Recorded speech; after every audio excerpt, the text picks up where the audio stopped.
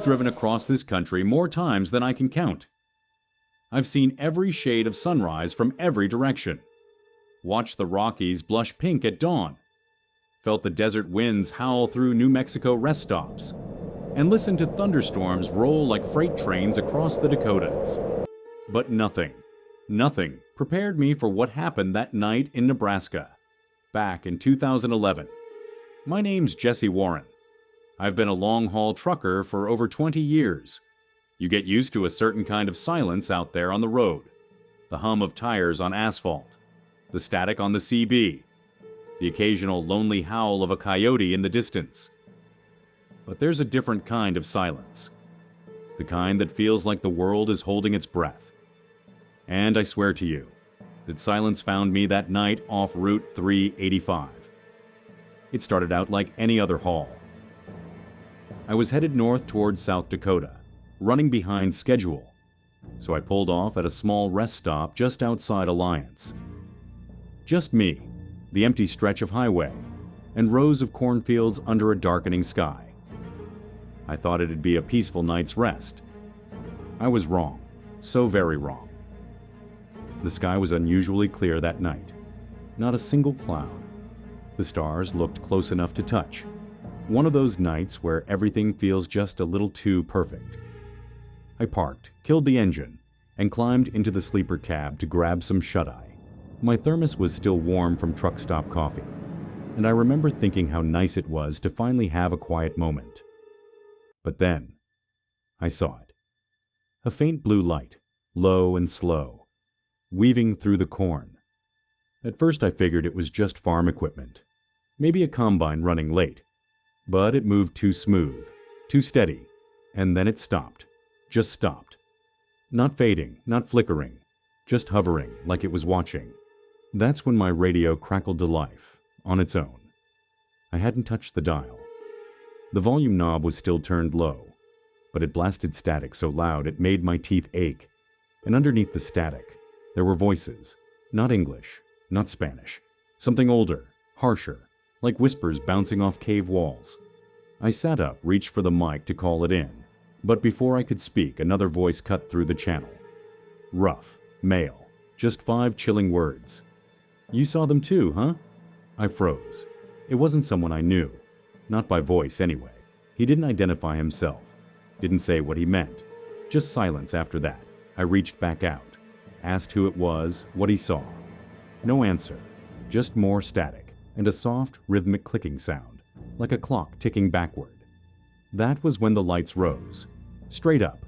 No engine noise, no rotor wash, just floating. Higher and higher, until they were hovering over my truck, painting everything around me in an unnatural electric blue glow. My cab lights flickered. My dash lit up like a Christmas tree. Then everything went black. No engine, no power. Dead silence. Except for the whispers. I couldn't take it. I had to know what the hell was going on. So the next morning, after the lights disappeared and my truck roared back to life as if nothing had happened, I drove straight to the nearest diner in Alliance. And that's where it got weirder. I started asking around, carefully, so I didn't sound like a lunatic. Just mentioned the lights, the static, the weird feeling in the air. An older waitress, maybe in her 70s, paused mid-pour, gave me this knowing look, and said, "So you saw the Watchers then?" That name stuck with me. The Watchers. She told me stories. One she said her grandmother told her. About lights in the cornfields that floated like ghosts. About radios that spoke in languages no one could trace.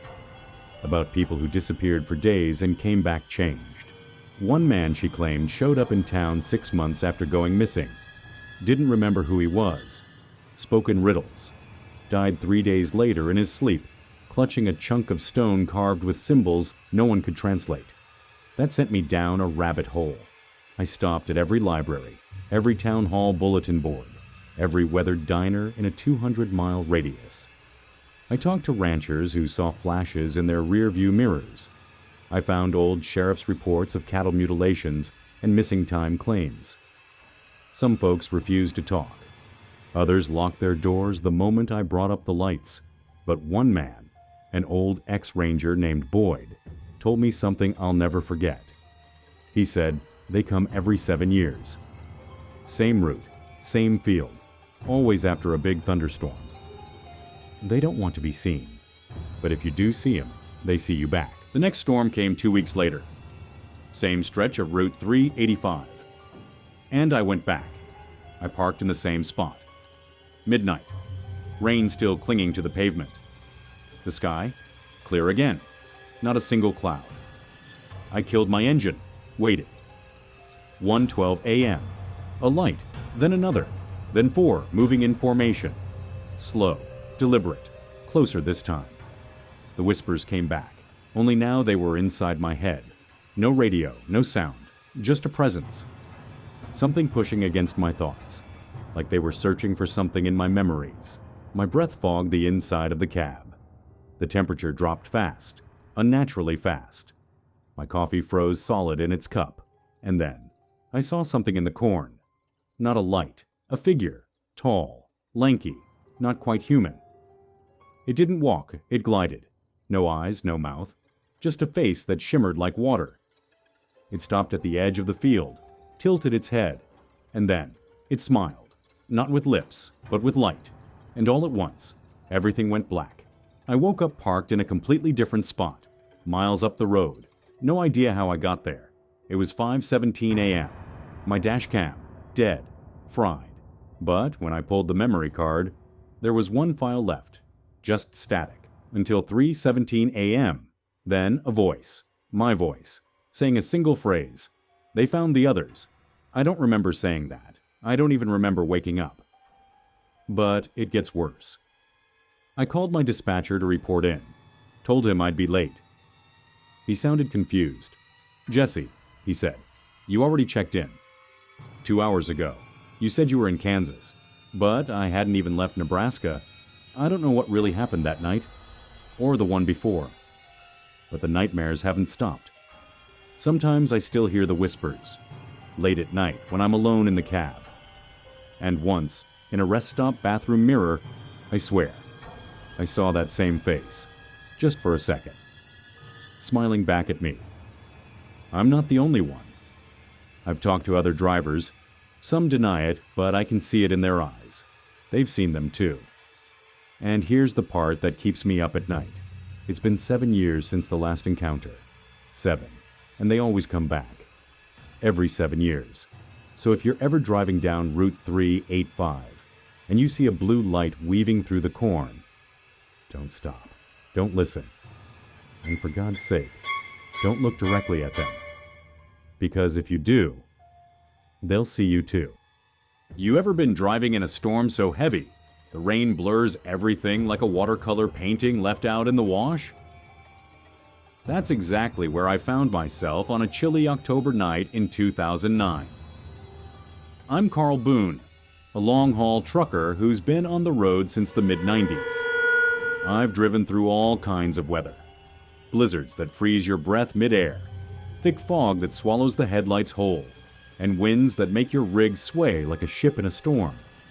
But nothing prepared me for what I saw on Highway 2 in Montana. That night started like any other. I was hauling a load of lumber, running a little behind schedule, with the storm rolling in heavy from the west. The road was slick, and my windshield wipers were working overtime. I had my coffee thermos beside me, the radio playing some low country tunes. The cab was warm, and I felt that familiar comfort of being alone on the road. It was almost peaceful in a way, but there was this sense that something was off. At the truck stop in Libby earlier, I noticed an old man staring at me from across the diner. He was wearing a soaked camo jacket, his face lined with years of Montana winters. He muttered something I didn't catch. I figured he was just grumpy or had one too many. Later, I wished I had asked him what he said. The storm was coming down harder as I moved up the highway, the yellow line shimmering under the rain. And somewhere in the back of my mind, a small voice whispered that I wasn't alone on that stretch of road. The storm was relentless, turning the highway into a blur of water and shadow. My wipers screamed as they tried to clear the rain, and the radio faded in and out, crackling with static. As I approached a sharp curve at mile marker 217, everything changed. The trees around me grew dense and ominous, their branches dripping water like skeletal fingers reaching out. For a split second, the storm seemed to hush. No wind, no thunder, just a heavy silence pressing down on me like a weight. And then, I saw him. Right there, in the middle of the road, stood a man, soaked to the bone, motionless, and just staring. My heart jumped, and I slammed on the brakes, the trailer fishtailing behind me. I swerved hard, missing him by mere inches. I pulled over, threw on my hazards, and grabbed my flashlight. My hands were shaking. I ran back to where I'd seen him, beam cutting through the rain and darkness, but he was gone. No footprints in the mud, no sign he'd ever been there. Just the rain, pounding down like it wanted to erase everything. I wanted to believe I'd imagined it. Fatigue, rain, and nerves playing tricks on me. But as I climbed back into my cab, I couldn't shake the feeling that I'd just met something that wasn't supposed to be there. After that night, I couldn't let it go. Every time I closed my eyes, I saw him. The drenched man, standing silent and still. And those eyes. I swear they burned into my soul, wide, hollow, pleading. At my next stop in Havre, I asked the locals about strange sightings on that stretch of highway. Most shrugged it off, but one young guy at the diner leaned in close and whispered about the Rain Man. He told me a story about a driver named Mitchell Harlan, who died on that very curve back in 1986. During a brutal rainstorm, Mitchell lost control and crashed fatally. Ever since, the story goes, his ghost appears on stormy nights, warning others not to meet the same fate. I laughed it off at first, ghost stories and trucker folklore. But the more I heard, the more I wanted to know. I called a friend who could access DMV records and old newspaper archives. When I saw Mitchell's name linked to that crash, dated October 1986, everything clicked. This wasn't just a rumor, it was history. And I couldn't stop wondering, was that man I saw Mitchell, or something else entirely? I was restless for days. That face haunted me, the silent warning. I knew I had to see it again, if only to prove it was real. Next time I drove through that stretch, I rigged up my dash cam, hoping to catch something. The night was bone-chilling. Rain hammered the cab, wind howled like a banshee. As I neared mile marker 217, I slowed down, eyes sharp, heart pounding. There he was, same place, same soaked figure. But this time he moved. Slowly, he turned his head, and he looked right at the dash cam lens. I swear I could feel his eyes piercing through the glass, accusing me. Then he raised an arm and pointed, straight behind me. My breath hitched. I spun around in my seat. Nothing. When I looked back forward, he was gone again. Later, when I reviewed the footage, the minute where he appeared was corrupted, static, and white noise. The rest of the video was crystal clear, but that moment was lost. I felt like I'd touched something I wasn't supposed to. Determined to learn more, I tracked down Mitchell's sister. She lived in a remote cabin near the Canadian border, wary and quiet. When I told her what I'd seen, she grew pale. Then, from a dusty box, she pulled out old family photos. In one faded picture of Mitchell standing outside their childhood home, there was a shadowy figure in the background, a man in a rain-soaked jacket, just like the one I saw on the road. She told me Mitchell had once said he'd seen a man on that road too, just before his crash. So who was the man in the rain? Was it Mitchell trying to warn others, or was it something else, something darker? And if Mitchell saw him first, did that mean the man was something that came before the accident? A curse, a warning, or a predator waiting for the next victim? Suddenly, the story wasn't about a ghost trapped in a loop.